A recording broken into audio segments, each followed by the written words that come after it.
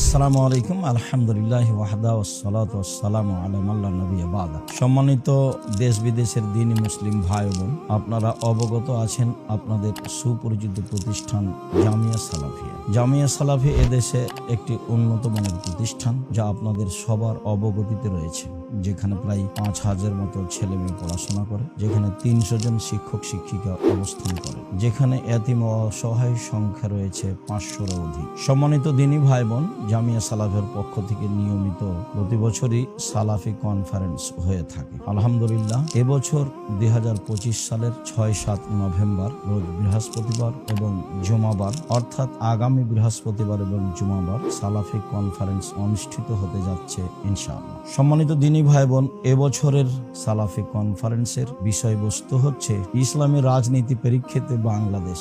প্রায় সংবিধানেরই এই বিষয়ে আংশিকভাবে বিভিন্ন জন আলোচনা করবেন। যেহেতু দেশ বিদেশের বড় বড় বিদ্বানগণ আসবেন, কাজে আমরা বিষয়টি খুব ভালোভাবে স্পষ্ট হতে পারবো আশা করছি ইনশাআল্লাহ। বিশেষভাবে পাকিস্তান থেকে আসছেন এহসান এলাহি জহিরের ছেলে ইবতেসাম এলাহি জহির, একজন সুবিজ্ঞ পণ্ডিত মানুষ। সাথে সাথে দেশের আরো অনেক বড় বড় আলেম ওলামা আছেন, যারা ইন্ডিয়া থেকে আসছেন, তারাও বেশ সুবিজ্ঞ মানুষ। আমরা তাদের মুখ থেকে এই বিষয়ে গুরুত্বপূর্ণ আলোচনা শুনতে পাবো ইনশাআল্লাহ। মর্মে আমি আপনাদেরকে আন্তরিকভাবে অনুরোধ জানাচ্ছি, অবশ্যই আপনারা এই সালাফি কনফারেন্সকে সফল করার উদ্দেশ্যে এবং এখান থেকে কিছু দ্বীনি আলোচনা জানা ও মানার উদ্দেশ্যে বাংলাদেশের বিভিন্ন প্রান্ত হতে আসবেন আশা করি ইনশাআল্লাহ। জামিয়া সালাফিয়াকে মূল্যায়ন করার উদ্দেশ্য আসবেন।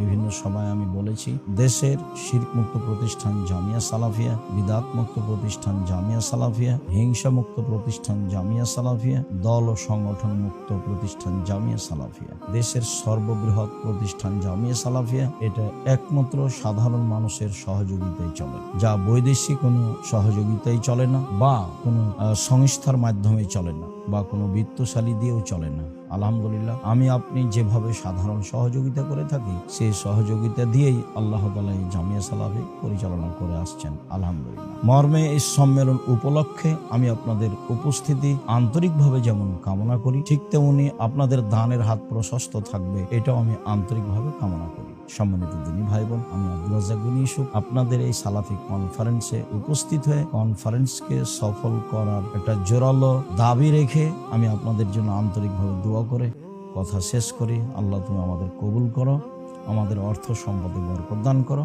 তুমি আমাদের এই সালাফি কনফারেন্সকে সফল করো এবং সার্বিক সমস্যা মুক্ত রেখো। তুমি সর্বশক্তিমান, তুমি সবকিছু করতে পারো, তোমার শক্তির নিকটে আমরা